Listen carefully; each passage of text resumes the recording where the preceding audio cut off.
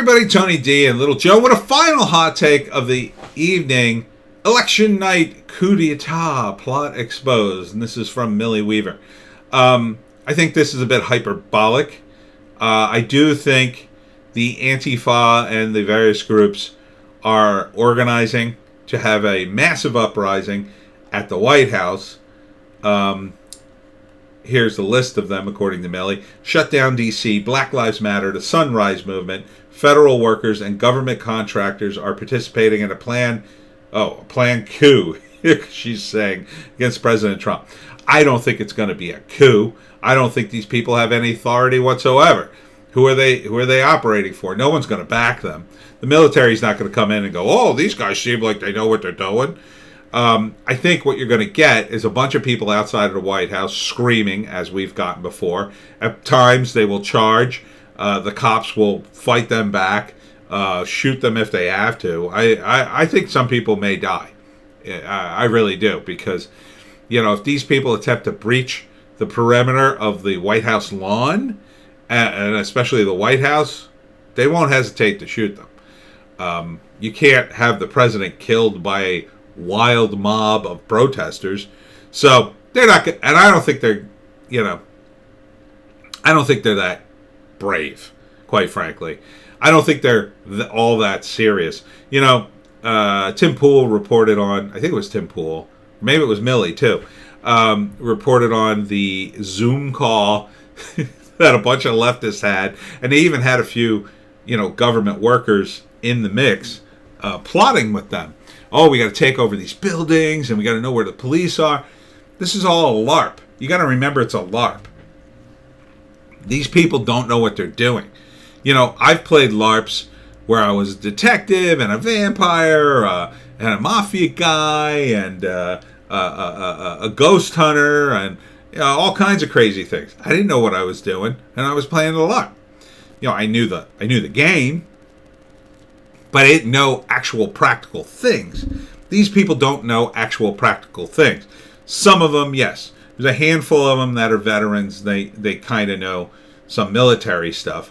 Those guys won't touch this with a 10-foot pole. They know what will happen. If they actually charged federal buildings with weapons or took them over, then what? What are you going to do then? Wait for the revolution? Okay. Revolution, everybody. We'll wait. It's not going to happen. You're going to end up in a hostage situation where you either got to surrender or the cops come in and shoot you. That's your only two options, assuming you even have hostages to begin with, which would just make the thing 1,000 times worse. So maybe you go into a government building and what exactly? Take it over for what exactly? You're not going to, you're not going to get anywhere near anything important. You might get, I don't know, a building in the Smithsonian, I guess. What are you going to do? Smash up the exhibits or threaten those? The cops will come in and shoot you. That'll be the end of it. You're certainly going to get arrested if you try to do any of this nonsense. It's one thing to show up and protest. I mean, that can be effective. When George W. Bush won his second term, they threw eggs at his limo because he wasn't quite getting the message that everybody hated him and he was an idiot. So they threw eggs. Perfectly acceptable form of protest, in my view. These people are talking about throwing more than eggs, but they all want somebody else to do it. They're all good at looking at maps on the internet and talking a big game, but they're not actually going to do anything. They can't. They don't have a plan.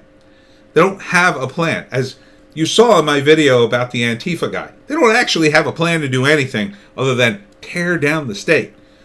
Even if they got inside the White House and burned it to the ground, what would that accomplish?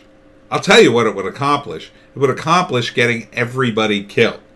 Because, first off, they'd evacuate Trump and anybody important in a heartbeat. You wouldn't get near him. Then the military guys would shoot you as you were trying to light the place on fire. And let's say by some horrible miracle, the fire ignited and you burned the place down. It would just unite everybody in outrage against you. And they would come and hunt you down like the dogs you are. But you're never going to get that close. You're never going to get that close. Do you know how many lunatics have tried to get near the White House and how many have failed? All of them, basically. The only reason they were able to burn down the White House back in the days of 1812 was because there was an actual army and there was no one. We're 1812, so that was like, I don't know, like 30 years, a little more, 35 years into America. We didn't quite have our S together yet. We still had an army, but not as big as Great Britain. So, consequently, they burned down the White House. So what? We've rebuilt it.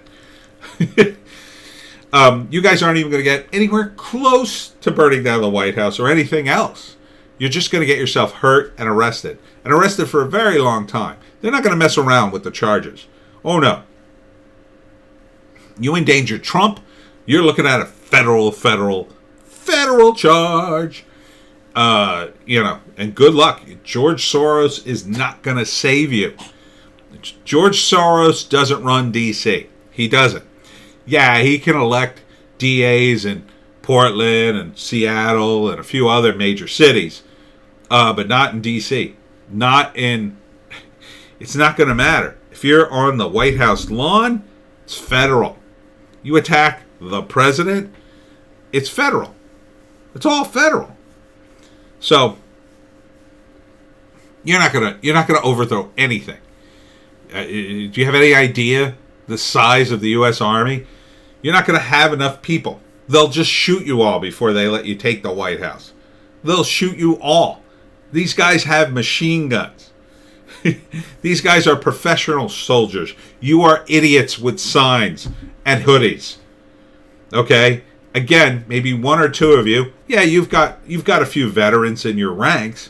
They're smart enough to know, oh crap, we can't do that. We'll all get killed. Yeah, and you got some guys beneath them who maybe had a little more training. They went to the gun range. How do you think they're going to hold up when they're under live fire? My take is not very good.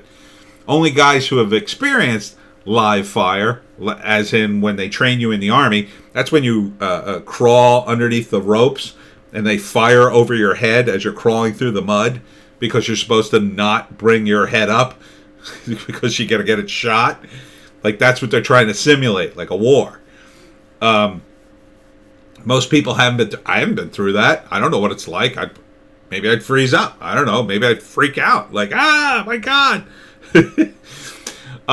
So, at the very least, it's going to be some adjustment for those people, and they're not going to know what to do. They're not.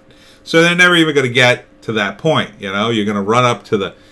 Maybe if they push part of the wall over and people start running over it, yeah, like lemmings, you'll all follow through. But then when you see people getting arrested and hit and punched and tear gassed, they're gonna have the tear gas. They're stocked up on tear gas.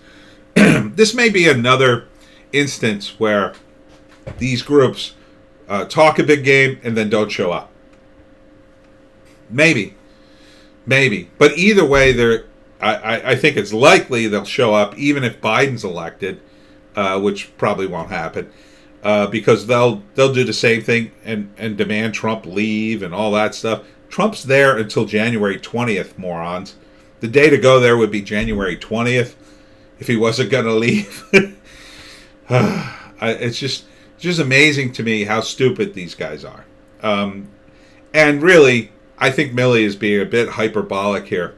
I don't think it's going to get to this point. I don't think there's going to be a coup. I don't think there's enough people in the upper echelons to really make it happen. I think Trump's rooted out most of those. I mean, that was like guys like Strzok and Comey and these other guys who, they thought they could get him with Russiagate, and they're all gone now. Like, who's left? You'd have to imagine that there are guys in the inner circle of Trump's administration who somehow didn't get involved with Russiagate and just moved on from that, and now they've been waiting for this opportunity. Now, not going to happen. President Trump's going to be in for another 4 years. Get used to it.